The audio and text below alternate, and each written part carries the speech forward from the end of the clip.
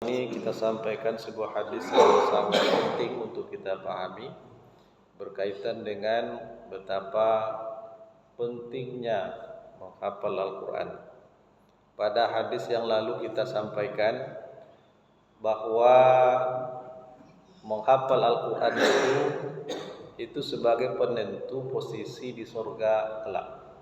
Di akhirat kelak seorang mukmin akan disuruh untuk membaca Al-Quran, tentu dari hafalannya. Kemudian semakin banyak dia bisa membaca Al-Quran di situ, maka semakin tinggi posisinya di surga. Dan kedudukannya tergantung kepada ayat terakhir yang dia baca. Sekarang ada hadis yang lain memberikan sebuah perumpamaan yang luar biasa. Andaikan ada orang yang tidak ada hafalan Al-Quran dalam dadanya, Rasulullah mengumpamakan seperti Baitul Kharib. An Ibni Abbas radhiyallahu anhu maqal, diriwayatkan dari sahabat Abdullah ibn Abbas radhiyallahu anhuma, semoga Allah meridai keduanya. Keduanya ini maksudnya Abdullahnya itu dia seorang sahabat yang merupakan sahabat yang paling berilmu tentang agama. Kemudian Al-Abbas ayahnya juga seorang sahabat radhiyallahu anhu. Abdullah mengatakan, qala Rasulullah sallallahu alaihi wasallam, Rasulullah sallallahu alaihi wasallam bersabda, innal ladzi laisa fi jawfihi syai'un minal Qur'an kal baitil kharib. Rawahu Tirmizi wa qala hadisun hasanun sahihun. Nah, kata Rasulullah, innal ladzi laisa fi jawfihi syai'un minal Qur'an. Sesungguhnya seseorang laisa fi jawfihi, tidak ada pada jawf. Jawf itu rongga dada. Maksudnya apa yang ada di rongga dada? Ada hati. Apa fungsi hati? Hati itu berfungsi untuk menghafal.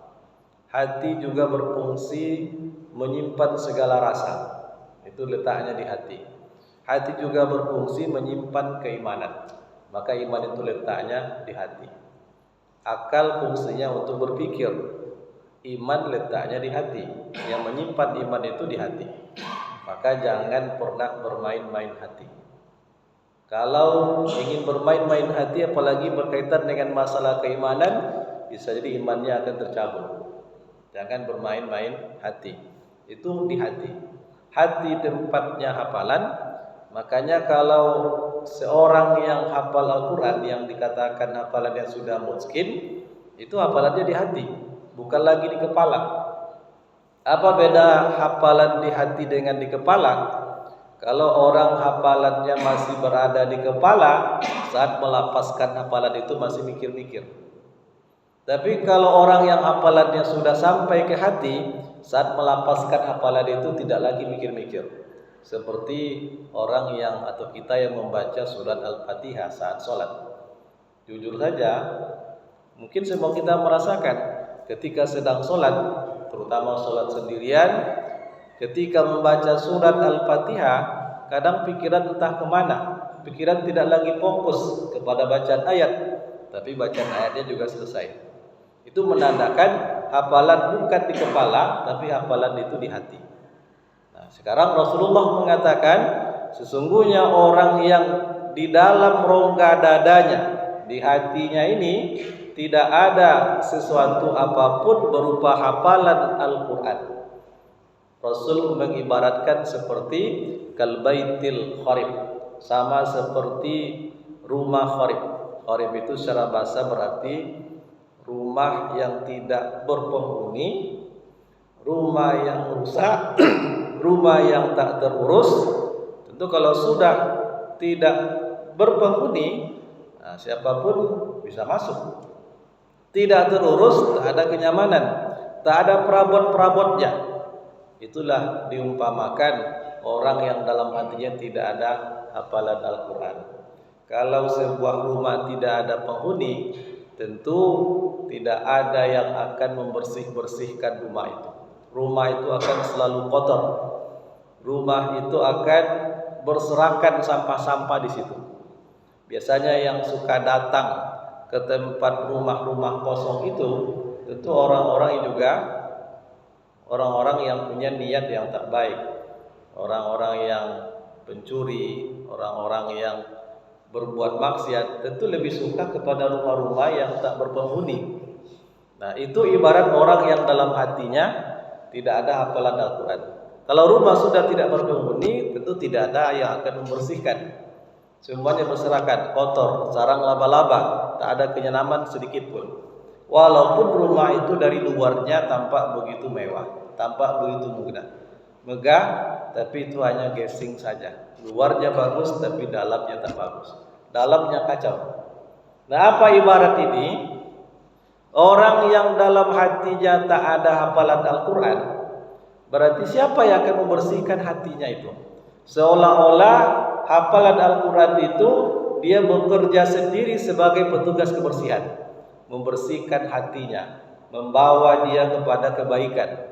Itu kerja yang secara otomatis seolah-olah seperti itu orang yang punya hafalan Al-Quran. Maka orang yang punya hafalan Al-Quran dalam kehidupan sehari-hari cenderung untuk kepada kebaikan. Dia cenderung akan merasa ketenangan, tenang, bahagia. Apa sebab?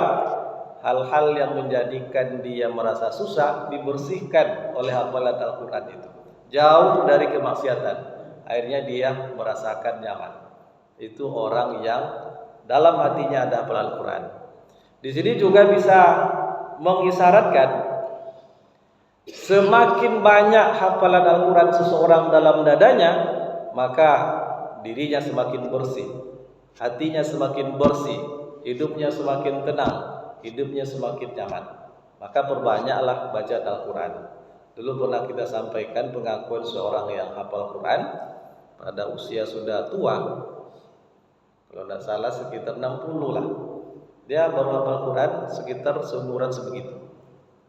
Lalu dia katakan ketika dia mulai menghafal Al-Quran itu dia merasakan nikmat yang luar biasa.